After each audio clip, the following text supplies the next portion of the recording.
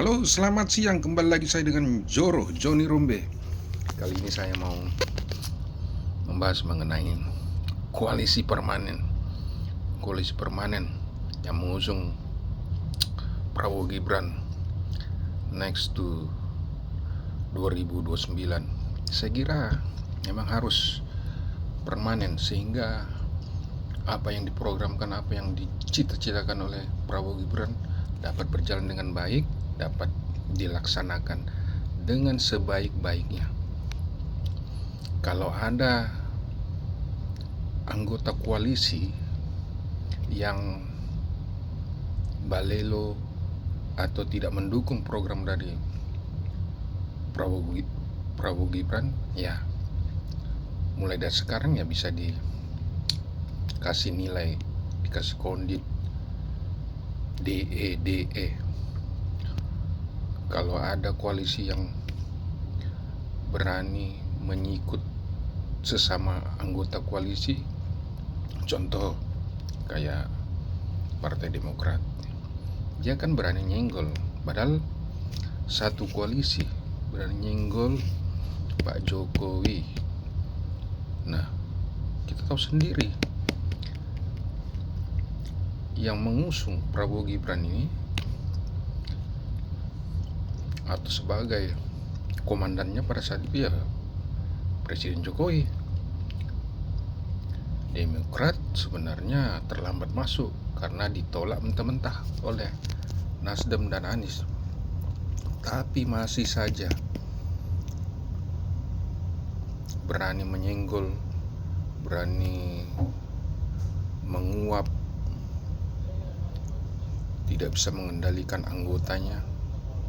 Oleh karena itu, saran saya ya mulai diberi penilaian anggota koalisi permanen ini, diberikan kondit. Kalau konditnya kurang bagus ya bisa angkat kaki atau kakinya diangkat keluar. Oleh karena itu Pak Prabowo dan Mas Gibran bisa melihat, menilai partai mana yang kira-kira all out mendukung pelaksanaan program kerja dari Prabowo Gibran. Oke, baik, kita saksikan video berikut ini.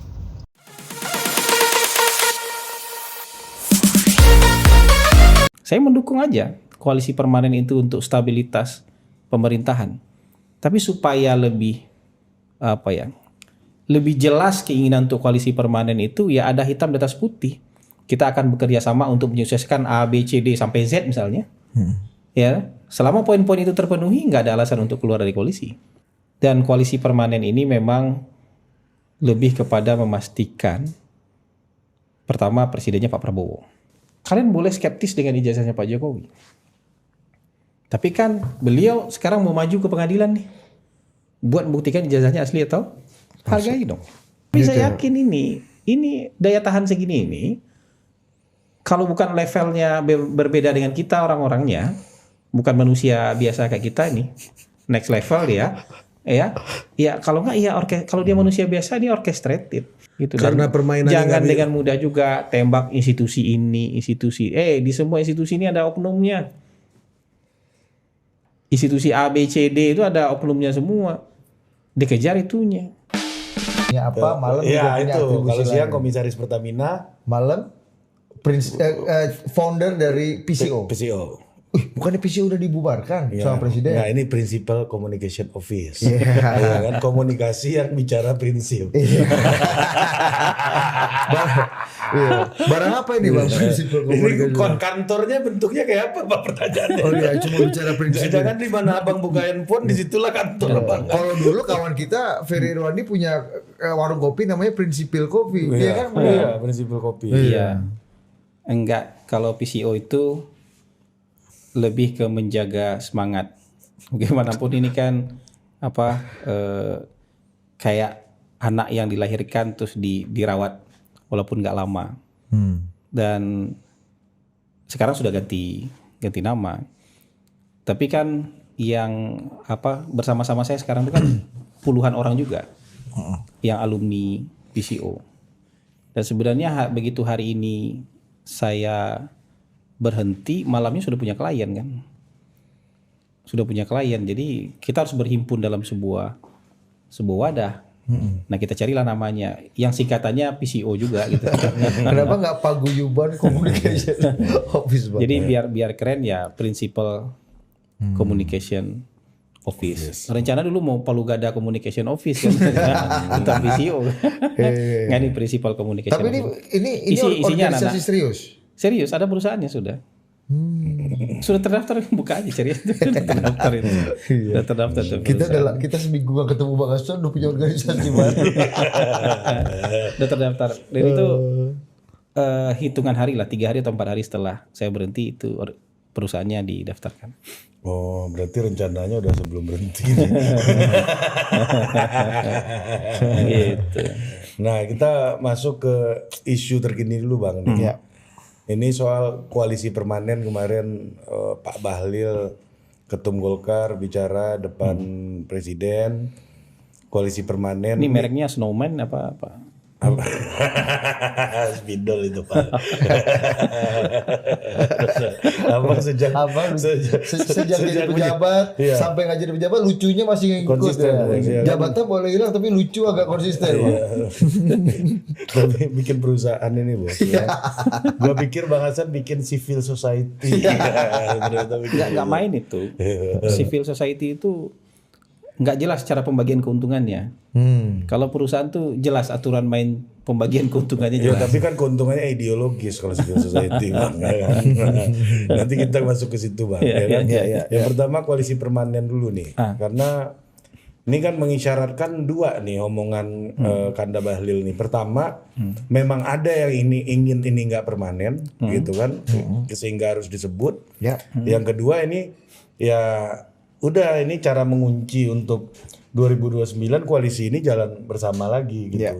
Memberikan kepastian pada Pak Prabowo kan, yang tentu akan menjadi memberikan pimpinan jaminan koalisi. kepada Pak Prabowo. Ya. Ya kan, tanpa ada apapun background belakangnya, emang niat baik aja dari Kanda Bahlil. Ya. Tapi kan kalau kita lihat Kanda Bahlil kan, kita lebih mungkin melihat ini sebagai kemungkinan yang pertama kan, Bang. Kayaknya ada yang mau nggak permanen, tapi nggak tahu gimana menurut Abang. Ya, sebenarnya yang kalian pikirkan itu nggak salah itu.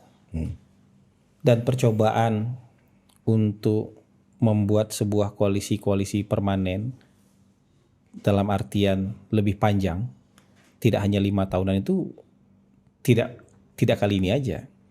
Sudah beberapa kali dicoba itu. Bahkan untuk mencoba mempermanenkan dalam satu masa jabatan itu mungkin dalam setiap periode dicoba. Ada yang dibuatkan secara formal, ada yang mungkin baku atur di belakang aja tuh. Tapi usaha untuk itu selalu ada. Terutama menjelang periode kedua, Bang ya. Iya, selalu ada. Walaupun tantangannya ya gitu lagi, kita bicara fakta di Indonesia, begitu udah bicara koalisi gitu, sepakat koalisi, udah hitam di atas putih aja masih bisa belok. Nah, tapi sebagai usaha untuk untuk menyatukan gerak langkah, kita hargailah. Mungkin yang dilupakan adalah kalau di negara lain itu ketika orang bikin koalisi itu, ini klausul perjanjiannya mungkin setebal ini. Do and don'ts-nya setebal ini nih.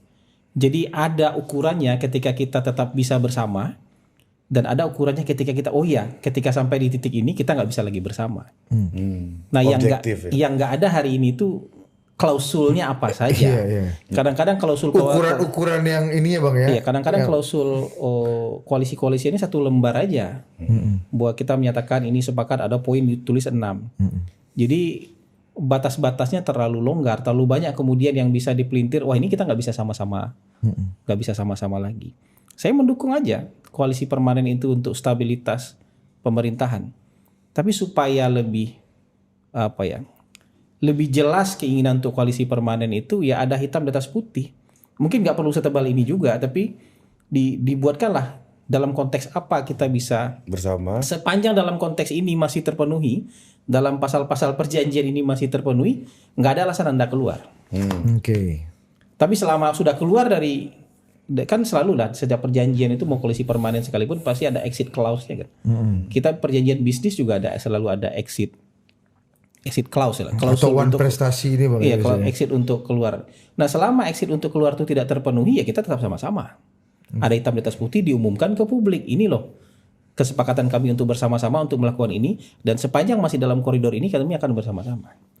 Tapi kalau sudah keluar dari koridor ini nggak bisa ada lagi kata sepakat, ini ada exit clause-nya. Ada klausul untuk berpisahnya.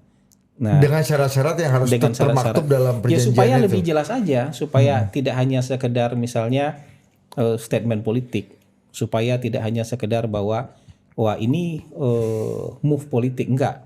Ini benar-benar usaha yang sangat serius untuk misalnya membuat pemerintah ini stabil 2 periode misalnya. Tidak hanya periode pertama tapi periode kedua. Kita akan bekerja sama untuk menyukseskan A, B, C, D sampai Z misalnya. Ya, selama poin-poin itu terpenuhi nggak ada alasan untuk keluar dari koalisi. Termasuk misalnya untuk pencalonan ada aturan mainnya. Selama itu terpenuhi nggak ada alasan juga untuk keluar walaupun misalnya kandidat dia nggak terpilih sebagai calon misalnya. Wapres ya, calon wapres misalnya nih. calon wapres atau calon presiden atau calon wapres kan gitu aja. Nah ini mungkin yang perlu dibangun. Saya setuju ide tapi jangan selesai di ide, karena ide itu butuh implementasi. Implementasinya bukan kertas 1 lembar. Implementasinya harusnya komprehensif, yang itu yang saya bilang tuh. Yang udah-udah ada charternya. Kalau yang ada udah faktanya. traktat koalisi kita selalu 1 lembar dan sangat satu informal. halaman 2 halaman aja yang kita alami itu 1 halaman 2 halaman Berarti aja. ini politik ulo sur aja nih Bang ya, dari Kanda Bahlil nih kalau cuma 1 lembar. Enggak kan gini. Kalau berhenti sampai di sini aja ya. Tapi kalau misalnya ini sebagai ide, kemudian besok ada follow up-nya, ada pertemuan-pertemuan untuk memfollow up-nya, ya ini serius. Jadi jangan ngambil kesimpulan di awal. Menurut Abang dari konstelasi sekarang siapa yang paling berat menandatangani ini Bang? Menandatangani apa?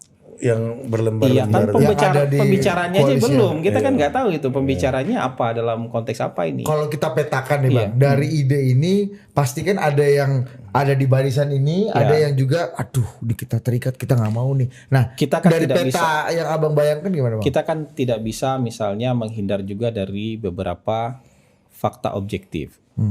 Fakta objektif itu misalnya pasti ada lebih dari 1 orang. Kalau partainya sebanyak ini, pasti lebih dari 1 pihak yang ingin mencalonkan diri minimal jadi cawapres di sesama anggota koalisi pemerintahan yang ada hari ini. Itu. Apalagi nanti kan MK sudah memutuskan syarat untuk bisa mencalonkan presiden itu sudah nggak ada lagi thresholdnya. Jadi sepanjang dia ikut pemilu itu punya kursi, dia bisa mencalonkan jadi presiden. Nah ini berat nih pekerjaan merumuskan kesepakatan bersama ini agak berat nih. Yang realistis ya Bang. Yang realistis, yang bisa dipegang oleh semua pihak. Dan ini pentingnya diumumkan ke publik biar publik juga ngelihat, oh iya kalau nanti dia keluar dari koalisi, tidak dengan hal-hal yang memang memungkinkan untuk exit clause, dia akan dihukum oleh publik. Ini nggak konsisten ini. Misalnya hanya karena kecewa, karena saya nggak terpilih jadi cawapres, saya keluar dari koalisi ini gitu. Oh dia akan dihukum oleh publik? Dia akan dihukum oleh publik karena apa? Elektoral. Pasal-pasal koalisinya diumumkan ke publik gitu. Apa saja pasal-pasal koalisinya diumumkan ke publik gitu. Selama ini yang kalau bahasa Jawanya blengsing, orang yang udah koalisi, udah deklarasi, kemudian patah di ujung-ujung jalan, itu ada hukumannya nggak Bang? Nggak ada kan? Nggak ada juga kan Bang? Nggak ada kan, yang sudah tertulis berkoalisi aja sama Pak Prabowo ada yang belok kemarin kan? Jadi cawapres kan di tempat Ada lain. yang sudah salaman-salaman sama Anies belok juga. Jadi tapi kan nggak pernah diumumkan ke publik. Dan kita melihat, oh iya ini kan semuanya negosiasi final itu di detik-detik terakhir terus, nggak pernah di awal-awal. Ingat nggak di sini dulu saya tuh mendukung jauh-jauh hari ada koalisi. Namanya Koalisi Indonesia Bersatu.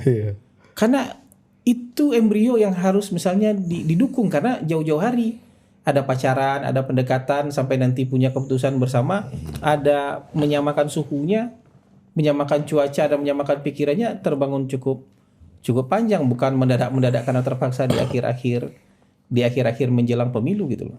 Tapi waktu itu kan diketawain. Faktanya memang akhirnya itu bubar. Iya. Tapi sebagai sebuah inisiatif itu harus didukung. Nah, kalau ada yang kayak gitu lagi dalam konteks koalisi pendukung pemerintah, kalau saya pribadi saya dukung.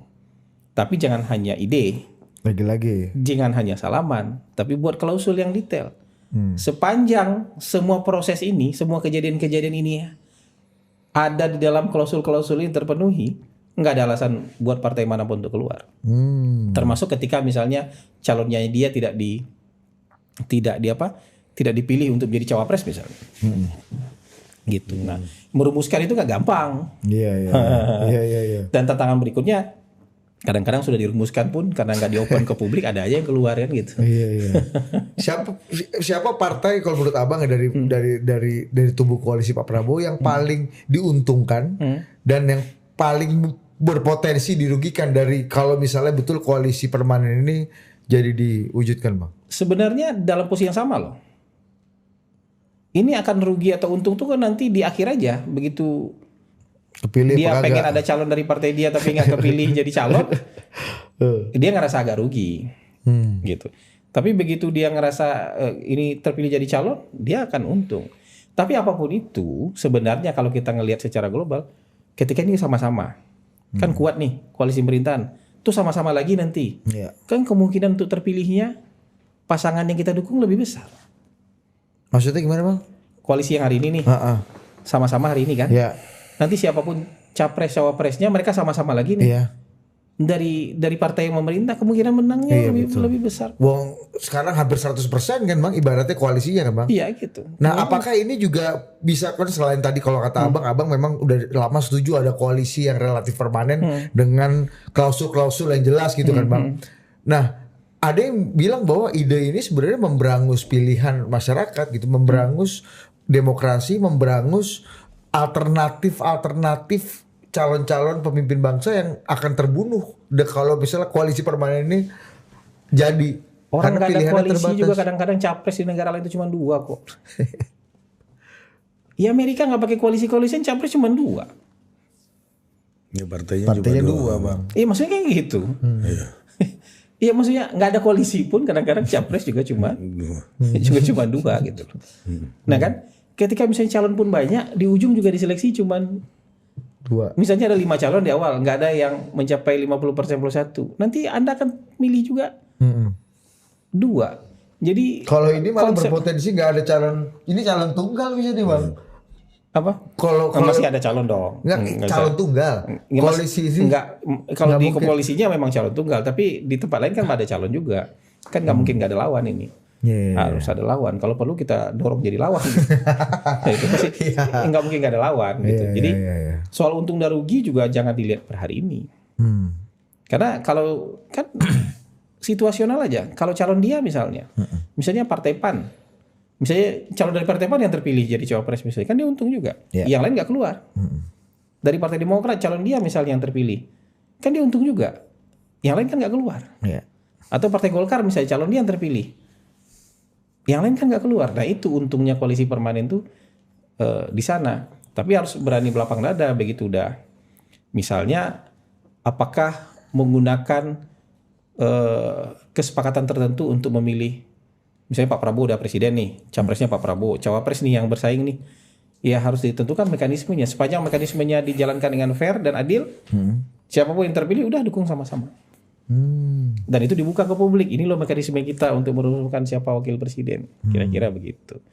Walaupun ini untuk membicarakan capres-cawapres masih agak jauh kan sebenarnya hari ini. Cuman kan ide koalisi itu jauh-jauh hari harusnya didukung karena itu akan mendorong orang untuk merumuskan apa saja item-itemnya. Tapi maksudnya kira-kira kalau Abang lihat bicara koalisi permanen on off ini kan agak aneh juga ya. Maksudnya artinya kan koalisi Pak Prabowo nggak on terus itu. Iya betul. Artinya ada betul. Poin ketiganya tadi memastikan berarti ada yang kepengen juga bubar. Yang kedua memberikan garansi kepada Pak Prabowo. Yang ketiga nih menunjukkan bahwa ada masalah nih di dalam tubuh koalisi Mungkin Pak nggak kayak Prabowo. gitu. Tapi ini kan fakta objektif aja bahwa bersama-sama itu paling lama sejauh ini tuh 5 tahun. Bersama-sama itu bukan paling lama. paling sering itu 5 tahun. 5 tahun berikutnya ada evaluasi. Iya. Akan tetap bersama atau tidak. Ada kontrak barunya. Iya. Bang. Ide ini pun baru disampaikan oleh satu partai.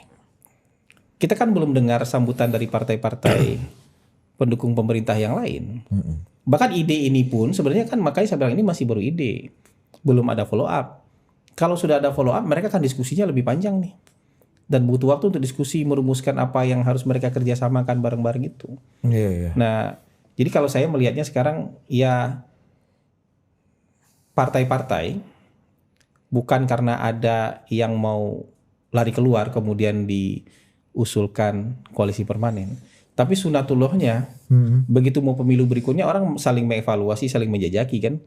Makanya mungkin perlu diikat dengan yang namanya koalisi permanen. Itu nggak salah dan nggak benar tuh. Iya. Karena itu nature-nya begitu. Iya, Dia akan cari teman lagi, regrouping. Ini berarti ide ini menabrak the nature of politics itu dong Bang, yang Mensiasati kan, mengelola nature itu kan itu ini adaptasi, Engineering. nah itu Nature mengelola engineering itu, ini, Bang. itu mengelola. Jadi ya saya yakin kalau misalnya rumusannya jelas nggak akan ada yang betul-betul dirugikan. Rugi itu di level yang soal pembagian aja. Agak kurang dikit dibandingkan yang lain gitu. Iya. Kalau misalnya nanti kursinya segini, jatahnya segini gitu aja. untuk hal itu kayak Pak Prabowo udah punya rekam jejak compliance-nya bagus lah Bang, soal gitu. bagi-bagi itu lah ya. Dan semuanya dirangkul kan gitu. Sebenarnya mungkin dirangkul gitu. Iya. Gue inget Ri, tahun lalu itu Kanda Bahlil itu pidato juga di HUT Golkar, kan di beliau pidato kan.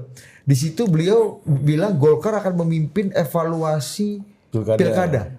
Dan Pak Prabowo terlihat sumringah, happy dan dibilang udah nih, ini semua ketua partai di sini nih. Kita putuskan aja di sini. Artinya banyak orang menganggap bahwa wah Kanda Bahlil ini pintar membaca hati dan pikiran dan mood suasananya Pak Prabowo. Iya. Nah, kali ini menurut Abang kalau nggak pinter nggak nyampe dia di level iya kalau itu ya itu Di titik ketua pasti umum itu, pasti Bang, ya kan. Tapi apakah apakah orang sering bilang wah baru sadar oh pintar juga nih. Ya masih kalau nggak pintar nggak nyampe dia di titik itu. Nggak mengambil momentum ini. Iya, Iya. maksudku Kan banyak orang pintar tapi nggak bisa ambil momentum. iya, atau nggak berani ngomong kan ya. Apakah satu ini momentum apa yang dipilih Kanda Bahlil di sekarang? Satu Bang. Yang kedua, apakah ini menurut Abang memang merepresentasikan pikiran, hati dan cita-cita aja presiden sebenarnya? Bisa juga. Maksudnya tidak tertutup kemungkinan sudah ada diskusi sebelumnya, terus ada orang yang membunyikannya. Diskusinya sudah ada nih. Nanti ada orang yang dipilih untuk membunyikannya, bisa juga. Gitu. Tapi ada satu lagi season yang akan dihadapi oleh elit-elit politik kita kan untuk menggodok undang-undang politik kan. Untuk pemilu, pilkada, termasuk juga koalisi di dalamnya. Jadi ini berhubungan menurut saya dan memang mungkin sudah waktunya. Kan nggak bisa ditunda-tunda juga karena proses persiapan pemilu itu kan nggak 1 tahun sebelumnya. Lama sebelumnya ada proses verifikasi dulu, harus diajak diskusi. Harus keliling tuh meyakinkan publik bahwa ini memang pilihan yang terbaik. Kalau memang betul presiden dan koalisi maunya pemilu tidak langsung. Jadi harus begitu. Jadi makanya nggak bisa buru-buru itu. Dan koalisi aja belum tentu bulat itu Bang kan. Di koalisi juga mungkin belum tentu bulat gitu. Jadi ada kan ada juga tiba-tiba bilang wah kalau selera publik begini kita nggak usah yakinkan publik, kita ikut aja selera publik. Bisa juga begitu kan? Karena soal eksistensi partai kan. Soal eksistensi partai karena nanti dianggap melawan arus selera publik kan gitu. Jadi kan ada orang yang udah kita mau kalau kita nggak mau capek-capek meyakinkan publik ya kita ikutin aja apa yang menjadi kehendak publik gitu. Makanya orang sekarang kalau ada omongan yang kontroversial langsung hitungan jam dia langsung minta maaf. Kalau dibully kenapa? Dia takut. Dia bukan takut, dia nggak mau capek meyakinkan publik dengan pendirian dia. Ya udah biar gampang minta maaf aja deh gitu. Gitu. Udah dibully padahal kita kan nggak tahu berapa takarannya orang yang bully kita itu. Selama kita badai secangkir apa kalau bahasa Abang? Iya, kita kan nggak tahu. Jadi kalau kita kopi, yakin dengan pendirian kita, jelasin lagi aja ke orang. Persoalan orang tuh terima atau enggak, mau bully kita, mau marah-marah itu urusan lain tuh. Yang penting kan kita tidak ada niat jelek gitu. Tidak ada maksud untuk menjelek-jelekan orang, tidak ada maksud untuk ngapain lagi?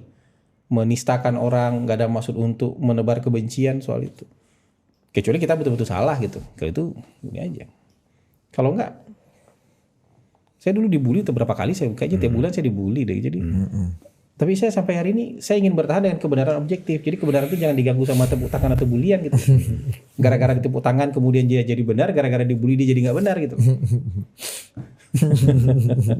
Ini orang ini kan banyak yang sebenarnya tidak punya pengetahuan yang komprehensif terhadap satu hal, tapi dia kan karena ada akses sekarang dia komentar aja. Mana komentar yang sesuai dengan selera dia ikut di sana gitu. Mau salah mau benar dia ikut aja ngebully gitu. Atau dia ikut juga tepuk tangan gitu. Kebetulan ya kalau ngebully tepuk tangannya lebih banyak ibaratnya gitu aja gitu. Jadi penting untuk membaca selera publik. Tapi kalau partai politik pemerintah punya ide yang kebetulan mungkin belum sama dengan selera publik, itu ada PR untuk meyakinkan publiknya itu. Itu aja problemnya kan sebenarnya kan. Ya, ketika pemerintah tahun 2020 atau 2021 tuh membahas undang-undang Cipta Kerja. Ya. Penolakannya Dahsyat. Kalau kita langsung menyerah nggak jadi. Tapi ada proses dari pemerintah untuk meyakinkan publik. Itu yang perjuangan tuh. Selera publik pasti bertentangan, orang demo. Ketika pemerintah merevisi undang-undang KPK, itu kan ditolaknya luar biasa, demo sana. Tapi ada usaha untuk meyakinkan publik. Keputusan politik mengkonsolidasi partai-partai satu hal, meyakinkan publik hal yang lain ya Bang. Jadi memang nggak gampang dalam pilihan berdemokrasi seperti Indonesia itu nggak gampang. Partai politiknya multipartai. Ada PR sendiri untuk meyakinkan multipartai ini. Ya kan? Apalagi itu tadi yang seperti diucapkan oleh Kanda Bahlil itu belum ada koalisi permanen, itu PR lagi tuh untuk membujuk ini gitu. Mungkin presiden mungkin. Iya, betul. Tapi kan partai-partai lain juga harus diyakinkan. Nah, setelah meyakinkan elit politik, partai politik, PR ke masyarakat. Iya. Jadi emang nggak simpel lah. Untuk mengeksekusi sebuah ide itu nggak simpel. Nah, ide-ide tadi itu yang terkait dengan pemilu, pilkada, itu ide yang nggak didiskusikan dengan publik. Karena keterlibatan publik paling besar ada di proses itu. Referendum nasional ini Bang. Gitu, nggak didiskusikan dengan publik. Iya. Menarik. Tapi kalau balik lagi ke soal koalisi permanen Bang, dan apa namanya, kita bayangkan lah ya, yang paling banyak hari ini tuh kan yang ya punya, nggak semua partai ini punya capres lah gitu, yang ada di koalisinya Pak Prabowo gitu. Mungkin nggak sih menurut Abang Pak Bahlil tuh mau ngomong ke orang-orang yang punya capres gitu, AHY gitu misalnya. Siapa sih di koalisi punya capres? Demokrat, AHY. Demokrat. Siapa lagi ya? PKS enggak? Belum lah. Belum.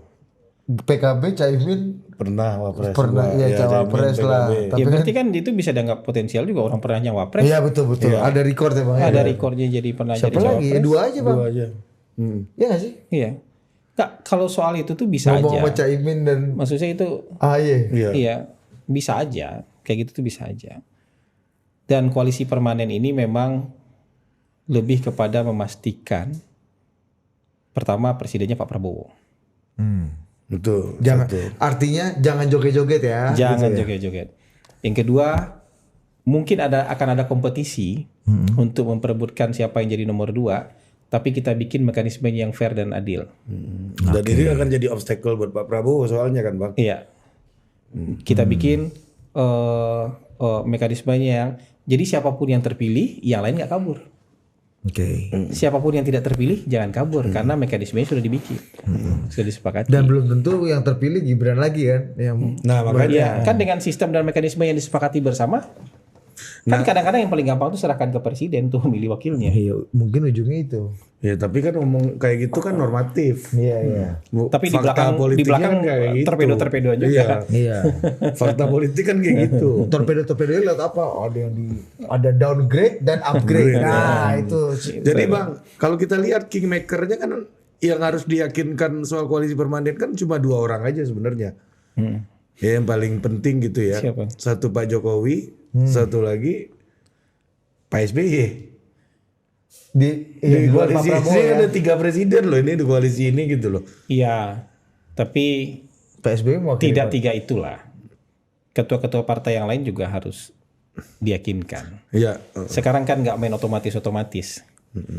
Kalau misalnya dengan Pak Jokowi, kemudian bagaimana dengan PAN? PAN ini apa? Tetap harus diajak ngobrol kan? Udah kan PAN misalnya kan Pak Prabowo langsung lah ini kan juga pernah capres lain didukung sama PAN. Iya, kan. misalnya kan begitu. Tapi kan tetap harus diyakinkan. PKS Iya. kan harus tetap diyakinkan. Jadi nggak 3 orang kayak gitu. Nasdem, Bang Surya emang mau Pak Surya? Misalnya Nasdem lagi, Iya kan? Nasdem walaupun Prabowo bukan nggak ada lagi. di pemerintah, tapi kan dia mendukung pemerintah, kayak gitu. Ya partai yang lain kayak gitu juga. Partai Demokrat bicara dengan Pak SBY hanya untuk Partai Demokrat. Bicara dengan Pak Jokowi berarti buat PSI dong. Apa dengan Golkar juga? Iya. Itu pertanyaan saya. Sebenarnya ini hatinya Pak Bahlil apa hatinya Pak Jokowi? Iya, betul. Pertanyaan kedua, emang beda hatinya Pak Bahlil sama Pak Jokowi? Nah, gitu. Jadi Kita nggak tahu lah kalau dalam politik itu. Tapi saya yakin dalam politik itu semua semua stakeholder tuh harus diajak bicara. baik yang ini Bang ya, formil ataupun non formil ini Bang. Tapi kan Bisa. fakta politiknya kalau udah oke 3 orang ini kan sebenarnya lebih ringan lah Bang gitu loh. Iya, mereka mungkin ini apa? Dengan pasukannya masing-masing. Iya, masukan masing-masing. Iya, ini bisa digunakan untuk meyakinkan ini yang bertiga udah oke loh. Ya, ini 80% lah Bang. Iya. Ya, 80% udah Ketika beres. saya bicara dengan Didit, ini Ari udah setuju loh. Iya, oh ya udahlah. Ya, Adi bilang, wah daripada gue sendirian kata Iya. Didit kan. Iya. Daripada gue sendirian, Abang Hasan sama Ari udah oke, ya gue ikut juga. Iya. Iya, mempercepat Mempercepat proses. Ya benar juga dari sisi strategi itu benar juga. Betul. Dari sisi- Bahlil adalah jadi ada bilang bahwa di Twitter segala sesuatu Allah ini kan sirkusnya Kanda Bahlil untuk memastikan Mas Gibran ini lanjut lagi memenangkan Tapi nggak salah, kan? kompetisi. Iya nggak salah kan, Ya, namanya maksudnya strategi. gitu. Jadi nanti yang lain kalau mau sirkus juga nggak apa-apa. Nah itu maksud saya Bang. Pertanyaannya jangan-jangan omongan Kanda Bahlil ini akan membuat partai politik jadi resisten dengan ide ini. Dengan Karena- ide koalisi Karena permanen. ini buat Gibran nih kau. Ya, Itu apa? atau gini karena yang ngomong Kanda Bahlil aja. Apa? Kreditnya pasti lebih gede buat Kanda Bahlil kan? Karena dia yang mulai. Di politik kan ada gitunya. Dan Kanda Bahlil nggak mungkin hanya memperjuangkan Kanda Bahlil dan Golkar punya Iya itu interest. makanya. Iya, Wah ini nanti- kalau ide ini jadi Bahlil lah yang paling berjasa kan gitu Ya, Bang. tapi kalau presiden kemudian mengambil alih, udah ada ide ini, kita ya sama ide ini. Kalau presiden ngambil alih, yang lain kan juga. Gitu. Tapi kalau hanya satu partai yang bilang, ide gua sudah gua sampai ini, kalian ikut ya, itu mungkin agak resisten. Memang menarik Bang kita lihat reaksinya partai-partai koalisi. Belum Orang bilang, orang kan banyak yang ingin memisahkan Pak Jokowi dengan Pak Prabowo. Balik tema ini nih penting. Iya kan? Iya kan? Terus sekarang Pak Pratik jadi lo, ketua SC. Ibaratnya kita kata Pak Prabowo, ayo lo. Mau ngomong apa? Iya. Terus ada yang tiap sebentar berteori ini harus bisa, ini segala macam. Pak Prabowo sedang merencanakan untuk menghabisi ini. Kirim Mas Gibran ke G20. G20. Iya. Ini kan Pak Prabowo udah ngasih sinyal, nggak ada nih teori kalian. Nggak betul nih teori kalian ini nggak betul. Tapi orang yang berteori kayak gitu kan dia nggak puas, dia cari lagi lain. Wah IMIP, ya ini gitu-gitu aja terus. 2 minggu semua umurnya Bang. Iya, abis itu udah selesai aja. Iya umur isunya maksudnya ya. Iya, 2 minggu doang. bikin isu. Makanya saya bilang kayak IMIP itu, kan saya nanya, ada nggak ya dihukum?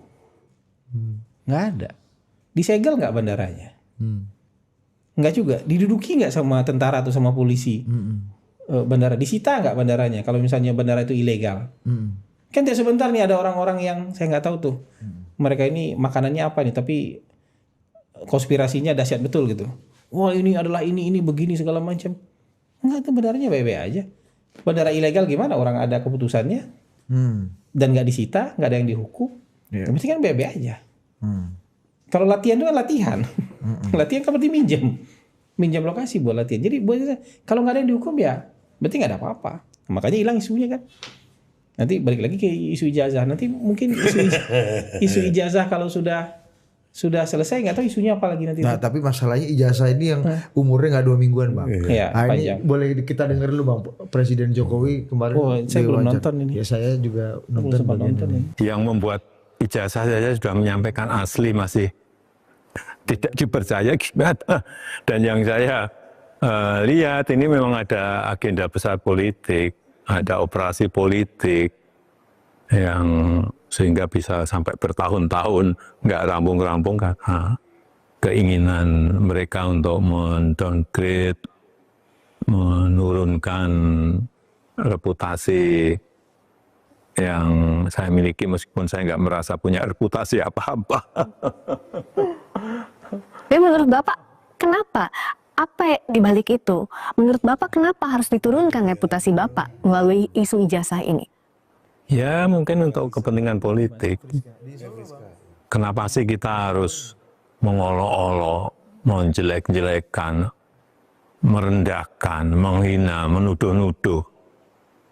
Semua dilakukan untuk apa kalau hanya untuk main-main? Kan mesti ada kepentingan politiknya di situ. Tapi sekali lagi mestinya dalam masa-masa ekstrim seperti ini kita konsentrasi untuk hal yang besar.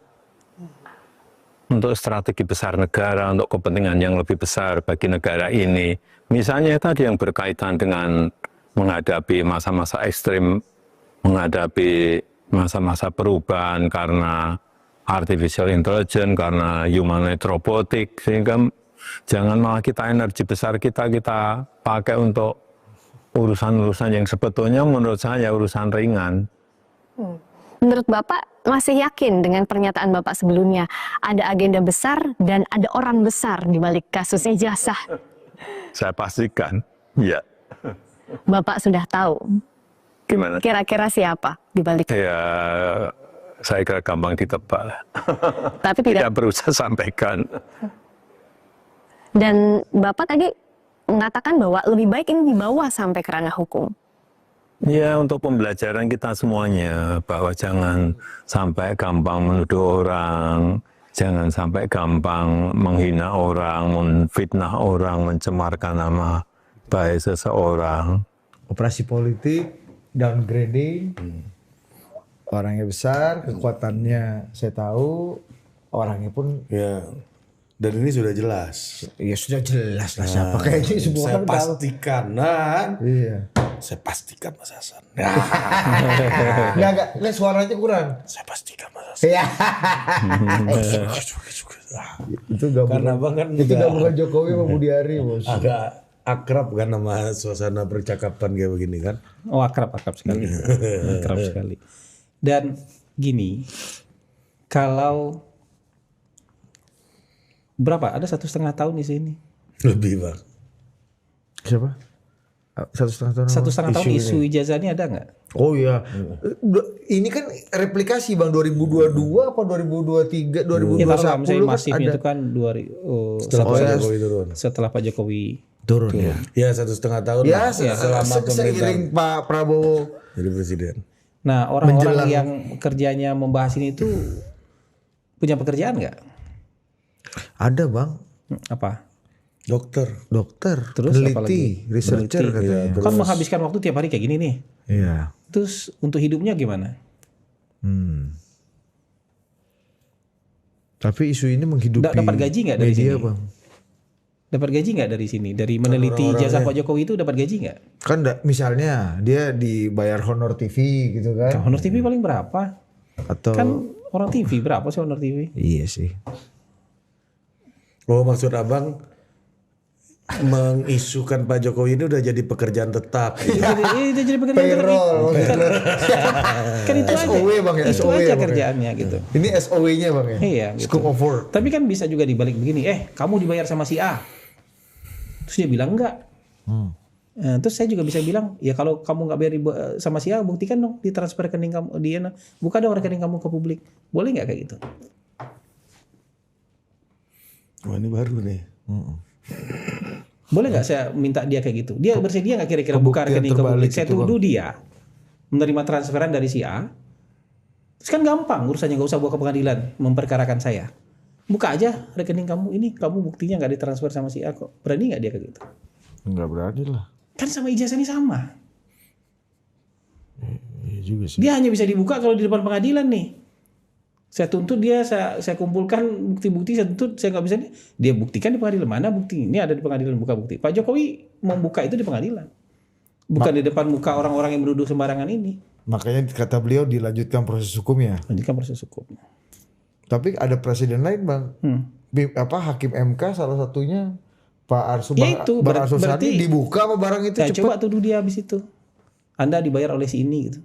Dibuka nggak rekeningnya? Kecuali di depan pengadilan kan? Rekening koran deh bang. Rekening korannya. Tapi kan kalau dari uang kartal kan nggak kelihatan dari rekeningnya itu. Enggak misalnya, Iya, kan misalnya kan begitu. Cash Tapi keras ini. kira-kira dia akan buka nggak? Kan kayak gitu. Di sama yang kayak Kalau gini. transaksi ini kan uang kartal biasa. Jadi nggak bisa serta merta bilang Pak Jokowi kan Anda yang bikin ini berlarut-larut karena Anda nggak mau buka Lah, ijazah asli kenapa nggak Anda. salahin orang yang menuduh-nuduh ini? Yang bikin itu berlarut-larut 1,5 tahun tahan dia begitu, nggak punya Bang. kerjaan. Mereka yakin soalnya bang, sampai ke Australia apa ke Iya maksud saya nggak punya penelitian. pekerjaan, nggak punya pekerjaan atau Ada apa? pakai bahasa Jepang Iya, pula. apa yang dia dapat? Kalau begini kan sekarang ini, yang paling fair ada di mana? Daripada debat kusir, yang paling fair ada di mana? Pengadilan. Depan pengadilan. Artinya Pak Jokowi sendiri juga harus buka di pengadilan kan? Ya artinya proses hukum harus lanjut. Iya, Kalau nggak lanjut nggak sampai pengadilan. nggak sampai pengadilan. Kalau sampai pengadilan berarti harus ada tersangka terus kemudian terdakwa gitu Dan kan. Pak Jokowinya harus membuka, nunjukin ijazahnya kan? Buat orang yang penasaran sama ijazah Pak Jokowi, harusnya dukung pengadilan karena di pengadilan lah Pak Jokowi akan buka Ijazah. ijazahnya. Itu kan nggak mungkin sidang tertutup, itu kan sidang terbuka nanti itu. Kan bukan sidang perceraian itu. Iya. Itu pasti sidang terbuka tuh umum itu. Jadi orang yang penasaran untuk melihat ijazahnya Pak Jokowi yang dibawa oleh Pak Jokowi ya harusnya dukung nih pengadilan. Proses hukumnya. Oke, itu kita sepakat lah. Oke lah prosesnya Tapi ini dijalankan. rekening ini baru gue denger nih argumennya nih. Iya bener juga. Iya kan? Lu berani nggak buka? Lu dapat duit dari mana aja 1,5 tahun ini kan gitu kan pertanyaan Enggak usah kan? gitu. Karena ini Saya menuduh, lu kan dapat transferan dari Ari. Iya. Oh enggak kok. Gimana gue nggak percaya. Mana buktinya? Mana buktinya? Iya. masa gue yang suruh buktiin? Sama Pak Jokowi juga sama. Masa gue harus buktiin dia dituduh. Berarti ini kan hak data pribadi gue, ibaratnya gitu kan? Bang? Iya. Sama. Bener juga Bang. Soal rekening agak prinsipil bro Bang. Prinsipil communication office ini.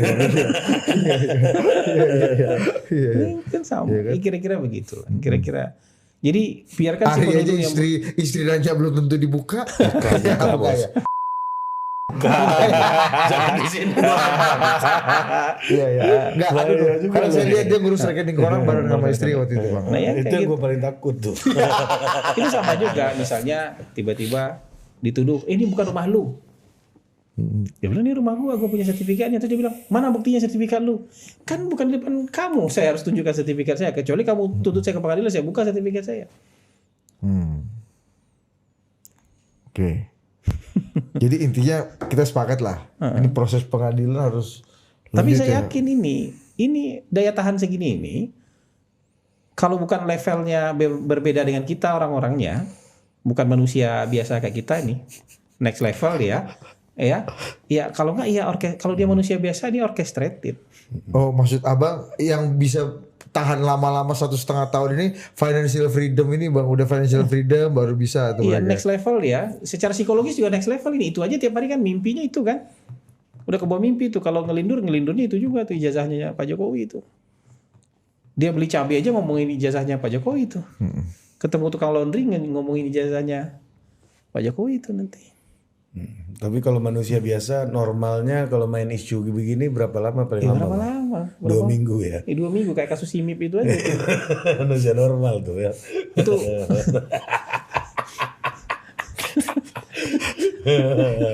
Ini capek. Iya. itu- Ini berarti nggak normal nih manusia yang bisa Tahan lama nih. menahan isu ini. Iya, kalau saya membahasakannya tidak sama dengan kita. Iya. Di atas kita itu Supranatural lah bang. Ya. kekuatan batinnya di atas kita itu. Kekuatan batinnya di atas kita itu. Ini pasti orang-orang dengan tirakat yang panjang Iya. kan bisa kayak gitu. Tirakat politik. Kekuatan batinnya di atas kita itu.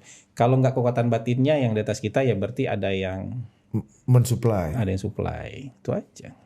Dan Pak Ini Pak Jokowi yakin betul bang tadi. Dia Saya pastikan. saya pastikan. Iya berarti mungkin Siapa dia punya Pak? data. Orangnya udah tahu. Apa tadi beliau ngomongnya? Emang Bapak udah tahu ya, kita semua kan udah ini kan Ini udah kan gampang apa makin gitu lah. udah kelihatan gitu. Iya. Hah? Kita nggak tahu Pak. Ya kalau itu saya belum nanya beliau siapa Pak. Nanti kita ke Solo lagi berarti nanya. Siapa Pak, bisikin dulu. Nggak mungkin apa nggak tahu. Iya, siapa Bang? Bang, siapa kalau identifikasi siapa yang musuhnya Pak Jokowi Tapi paling? bang, kira-kira bang, nggak usah sebut nama nih bang. Kan pasti abang nggak mau menuduh nih. Ya kan? Bukan, emang nggak tahu ini. Iya. Ya, Pihaknya bisa banyak. ini yang ngerjain Atau patungan ya? langsung bangga nih bang. Apa? Hasan aja nggak tahu gue yang ngerjain. Aman kan? Aman kan Bang? Aman. Kita jejak Kan kita clear kalau nih. kalau kata abang kan gini kan, dalam dunia pertipuan nih, kalau orang nggak ngerti kita nipu kan nggak enak bang. Jadi harus ngerti juga. Nggak dia. ngerti, Harus kasih spill dikit. Jadi Gua lagi buat nipu nih. menghargain yang bikin ini bang, itu malah kasih Biar ada apresiasi lah. atas makarya Makanya dia. kalau kata Opung Panda, kalau makom kau sudah tinggi di politik, kau udah masuk level terakhir. Apa tuh Opung? Kau nikmati itu ditipu. Ini apa kasih apresiasi dulu nih mahakaryanya ini kan panjang ini bang. Enggak, justru saya nggak tahu, jadi itu biarlah dia nanti yang ngasih tahu saya loh gitu. Ya udah, masa lu nggak tahu gitu. Saya loh gitu. Tapi Pak Jokowi kok gampangin banget. Ini udah jelas apa, mudah apa. Itulah pokoknya kalimatnya Iya kan, gue lupa bisa verbatimnya. saja orang yang kemudian dituduh-tuduh seperti ini, ya di pojokan seperti ini juga melakukan kontra intelijen kan. Dia menyelidiki balik ini siapa. Gini kan, nggak ada yang betul-betul sempurna. Nggak ada yang betul-betul sempurna. Kalau dicari ketemu lah. Gitu. Kita nggak tahu hari ini karena kita nggak nyari. Saya nggak ada kebutuhan untuk nyari orangnya siapa, jadi saya bisa saja nggak tahu. Kalian mungkin juga nggak tahu persis, duga-duga aja karena kalian nggak nyari tahu. Tapi kalau beliau mungkin cari tahu nih. Serius nih gitu. Serius nih, Atau siapa penegak yang cari hukum ya punya instrumen untuk cari kalau tahu. ya cari tahu kan bisa kayak itu gitu loh. Jadi tentu beliau lebih firm dan lebih yakin karena cari tahu. Kita duga-duga aja tapi nggak yakin juga. Kenapa? Karena kita nggak cari tahu. Kalau abang kan nggak perlu nyari tahu, pengetahuan yang mencari abang kan. Membisiki abang. Ya kadang-kadang ada informasi yang sampai di meja kita, kadang-kadang ada yang enggak. Tapi semua informasi harus diverifikasi. Betul. Masalahnya memverifikasi ini sensitif. Nah, Kan tembak orangnya. Ini lu yang ngerjain ya? Pasti dia nggak ngaku juga kan gitu. iya kalau iya, abang kan pernah juga akhirnya abang ngerjain satu orang, akhirnya seluruh peristiwa dalam hidup orang ini disangka abang yang dituduh kan. Semua peristiwa. Ini pasti lu San, udah pasti lu nih. Kok gua mulu sih bos? Ya kan banget pernah tuh tertuduh untuk gara-gara satu peristiwa. Tapi gua ada satu toko besar bos. Saya udah tahu cara mainnya, dia pakai spy gitu Hasan itu. Kan salah. Pak Jokowi dan produk turunannya bang ya. Dan produk-produk turunannya. Pak Jokowi dan termul itu salah aja semua tuh. Buat orang ini. Lagi benar sekalipun. Jadi kalau ada isu miring, dulu kan gitu. Hatersnya Pak Jokowi itu percaya Pak Jokowi anak PKI loh.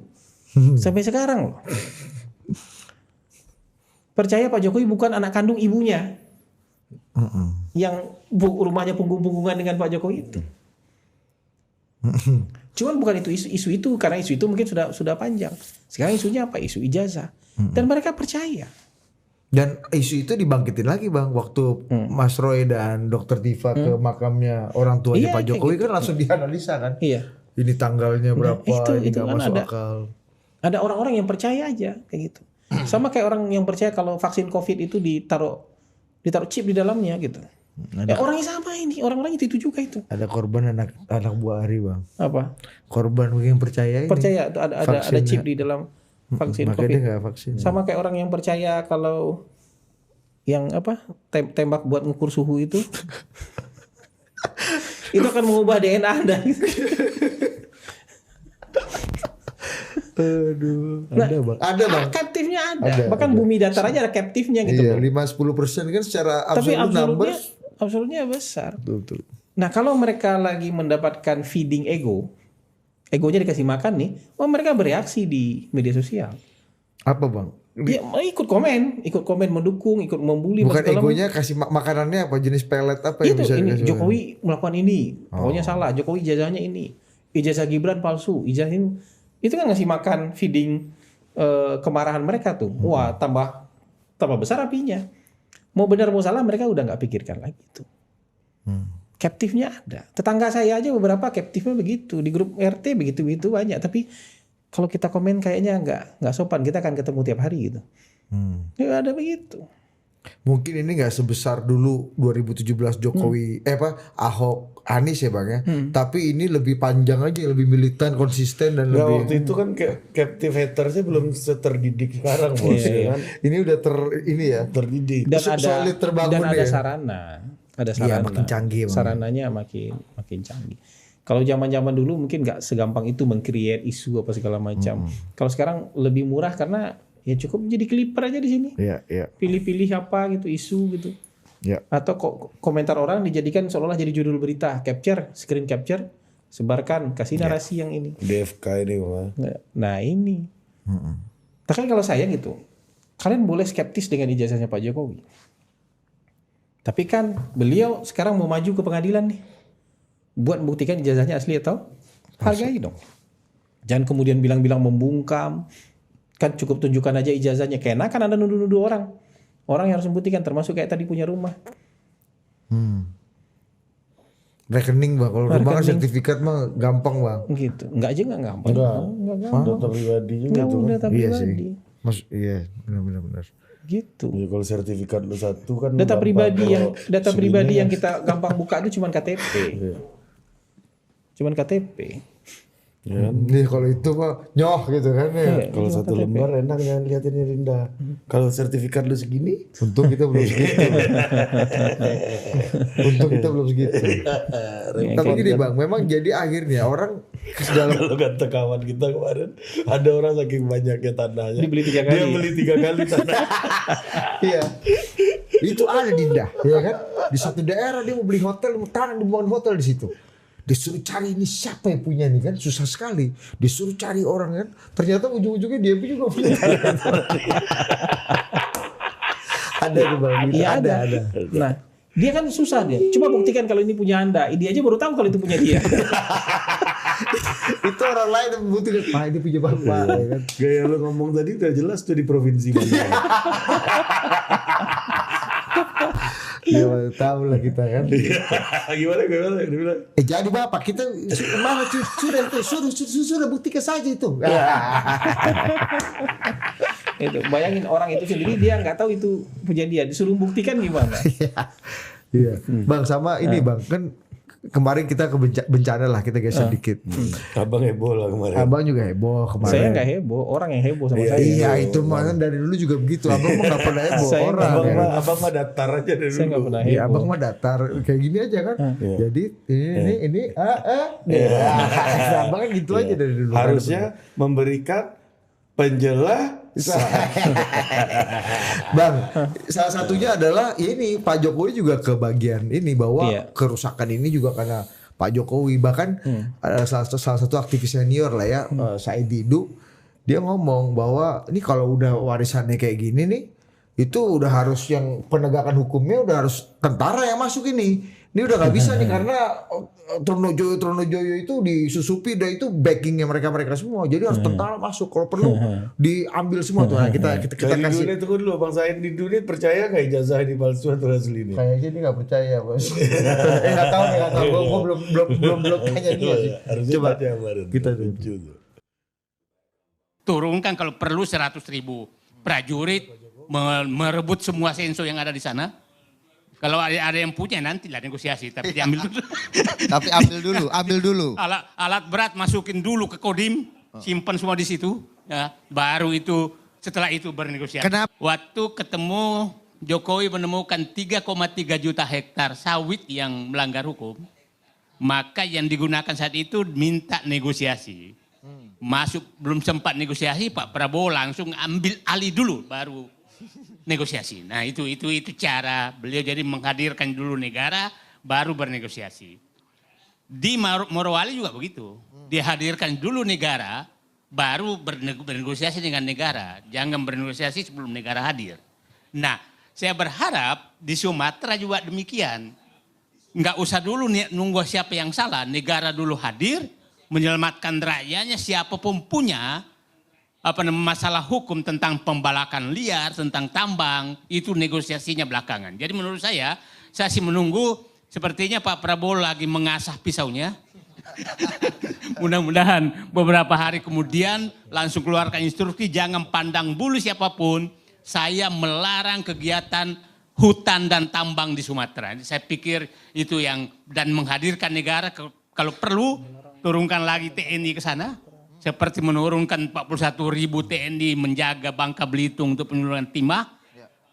27.000 kurang 2 prajurit dibawa ke Morowali.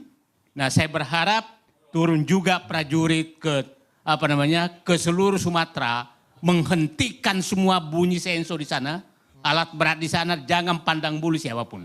Setelah itu baru tadi Pak Habibur Rahman katakan, baru kita bicara hukumnya. Jadi itu mungkin, dan hanya cara itu menurut saya bisa menyelesaikan negeri ini. Kalau enggak, nanti terjadi lobby-lobby lagi. Karena itu problemnya, persoalan bangsa ini selesai di lobby, di ruang tertutup. Jadi jangan buat lobby dulu sebelum negara hadir. Jadi saya pikir berharap Pak Prabowo memakai model itu supaya rakyat juga paham, wah negara sudah hadir, Prabowo sudah hadir. Kalau perlu ya, masa Morowali 27.000 prajurit 2 yang luasnya hanya 6.000 hektar diturunkan, Sumatera yang 3 provinsi turunkan kalau perlu 100.000 prajurit merebut semua senso yang ada di sana.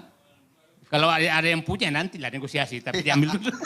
Tapi ambil dulu.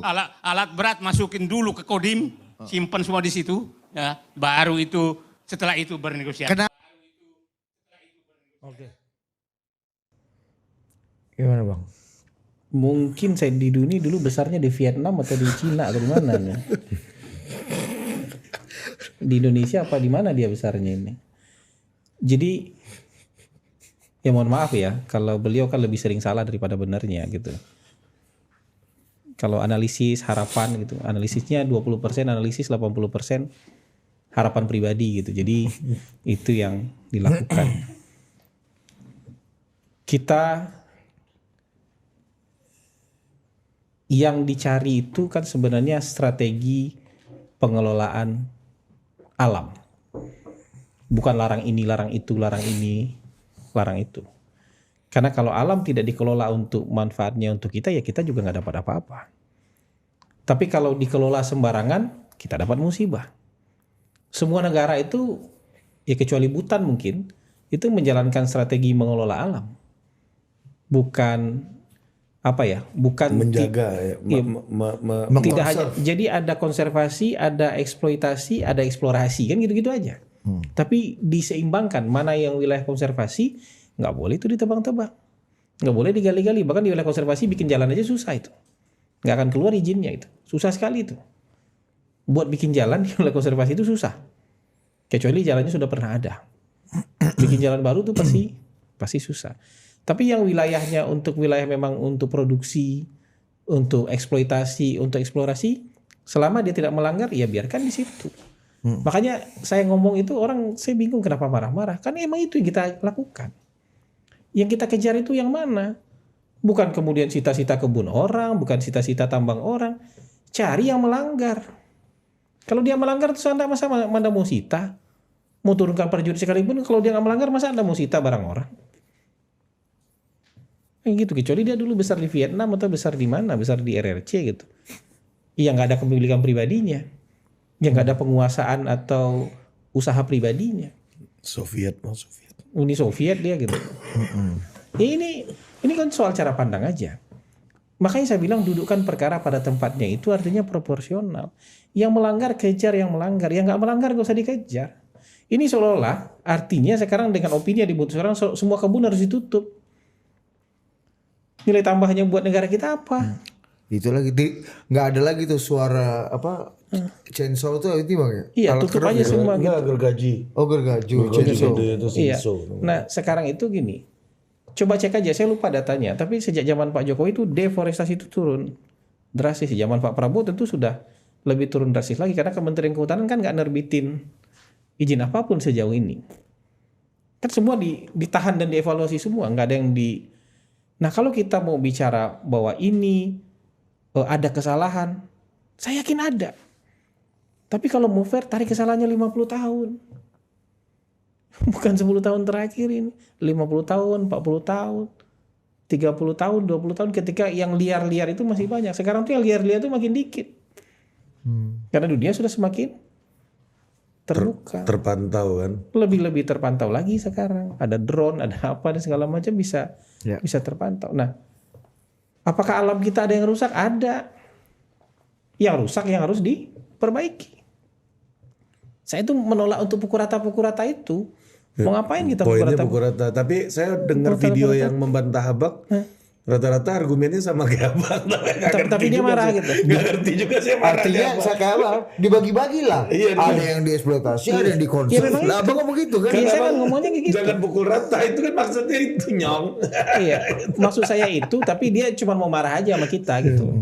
Iya, emang begitu. Makanya saya bilang, selama kita masih suka ngopi, pasti ada hutan yang berubah jadi kebun Kopi. Jadi kebun kopi. Cuma bukan ini konservasi. Bukan di wilayah konservasi. Anda kalau bisa bikin kebun kopi di wilayah konservasi kan gitu aja. Dia ikut diangkut lah Anda kan sama Kalau itu berarti Setuju TNI terlibat misalnya. Misalnya IMIP ada penerbangan internasional tidak terdaftar. Dikejar sama TNI AU. Karena nggak mungkin pesawat sipil ngejar itu. Yang ngejar TNI TNI AU. Karena emang kebutuhannya di situ Bang. Kebutuhannya di situ. Buat buka kelapa butuh juga kita golok agak Iya, gede, kan? butuh kampak juga kita Iya, butuh kalau kampak. buka kelapa nggak bisa dengan pisau cheesecake tadi kita bukanya gitu. Buat nebang pohon pakai kampak kita kan gitu. Gitu aja. Buat menggergaji ya pakai gergaji kan gitu, pakai alatnya yang sesuai aja. Kalau misalnya soal IMIP kemarin ada penerbangan internasional, saya yakin TNI turun tuh. TNI AU pesawatnya udah terbang ngejar penerbangan itu tuh. Karena itu soal pertahanan negara tuh. Jadi soal kedaulatan negara itu. maksud Abang nggak perlu kali gitu diturunkan 27.000 kurang 2 pasukan di Morowali. Ini yang saya bilang, ini kan orang-orang pro chaos saja ini. Dia ingin melihat perkuasaan berganti dan dia ingin tampil berkuasa tanpa ikut pemilu. Ini saya didu itu. Enggak, tapi kan dia keputusan negara Bang itu di mana? Belitung, di Morowali kan sudah diturunkan. Artinya kan keputusan Karena kalau di sana kalau mungkin nggak sanggup lagi kan bisa diturunkan tentara. Kalau nggak sanggup lagi jangan sedikit-sedikit turunkan tentara. prinsipnya itu Bang ya. Jangan sedikit-sedikit. Ketika udah sampai dibutuhkan, misalnya gini, ada separatis di daerah-daerah lain, misalnya daerah tertentu. Yang turun pertama apa? Brimob kan. Tapi kalau misalnya sudah nggak sanggup lagi, yang turun siapa? Tentara. Ini kalau ada separatis di daerah itu yang turun pertama siapa? Bukan tentara. Ini baru tahu saya ini Bang. Brimob dulu kan. Gangguan keamanan dulu statusnya. Oh iya. Gangguan keamanan yang turun siapa? Brimob dulu yang turun. Tapi kalau eskalasinya udah tambah tinggi apa segala macam, yang turun siapa? Yang turun tentara. Jadi ada level-levelnya lah. Dikit-dikit itu nggak bisa gitu. Gitu. Itu yang ini grup TGTB ini nggak bisa ini. Grup Hantam Kromo ini kayak Said Didu itu nggak bisa menurut saya itu. Mas Said Didu mewakili pikiran orang nggak? Dan Saya nggak tahu. Yang jelas dia bukan pendukung Prabowo Gibran kemarin, itu aja. Pendukung Anies kan? iya nggak tahu gua. Harusnya iya lah ya. Iya dengkel.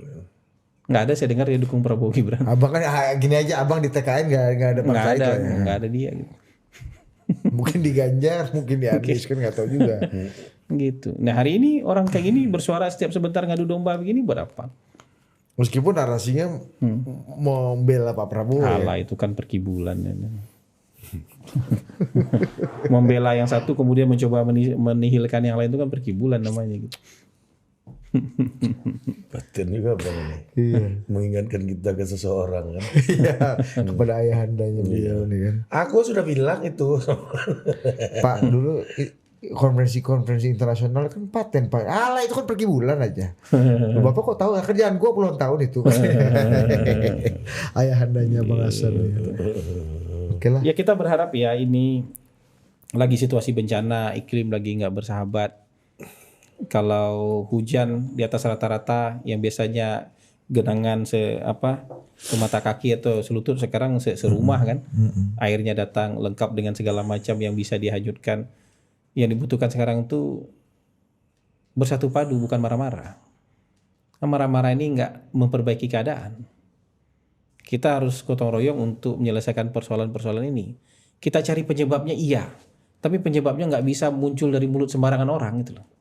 Ini tiba-tiba muncul penyebabnya menurut si A, si B, si C, entah siapa orang ini gitu loh. Ada yang bilang Jokowi, ada yang bilang Zulhas juga. Pak. Iya, ada yang bilang Zulhas lah, ada yang bilang siapa. Nggak bisa main tembak-tembak Ada suruh begitu. tobat tanah suka. Iya, nggak bisa main tembak-tembak begitu. Kan ini harus saintifik ini pembuktiannya. Ada yang Siapa? bilang Bahlil juga, ada yang bilang Tony. Iya, itu kan suruh tobat kan. Main tembak-tembak begitu gitu loh. Jadi kita cari akar masalahnya, iya setuju tuh. Tapi nggak bisa keluar dari mulut sembarangan orang yang tembak-tembak ini si A, si B, si C, si A, si B, si C begitu. Jangan udah jauh nih permainannya dari puluhan tahun yang lalu. Permainan yang nembak-nembak ini juga jauh bang. Ya kan? Gitu. Gitulah. Oke. Ya. Paten lah ya. Paten ya. Ini paten bos. Iya, jadi menurut abang saya Didu ini apa namanya tadi itu? Kalau kata abang ini ya gram. tergantung gue bisa di site ini, bisa di site ini atau site Didu. Mungkin kurang itu tadi. Ya, itu grumpy old man aja. Tapi kan untuk kayak gini butuh financial freedom juga kan bang? Apa? Saya Didu nih. Iya mungkin juga. Mungkin juga. Atau tirakat. Dia kan beliau kan lama di 30 tahun di birokrasi di Kementerian BUMN. Jadi harusnya udah Udah apa? cukup Udah paten. sudah freedom. Harusnya. Ya kan. Kalau freedom yang pasti bukan dari birokrasi. Iya sih. Iya sih. Bener juga. Ya bisnis mungkin bisnis. Iya. Saya selama di pemerintahan bukan naik turun. Iya itu kamu cepet ya. Kalau nggak turun makin anjlok ya kan bisa kan. Gitu. Iya bang. Tapi saya suka satu videonya Pak Said Didu.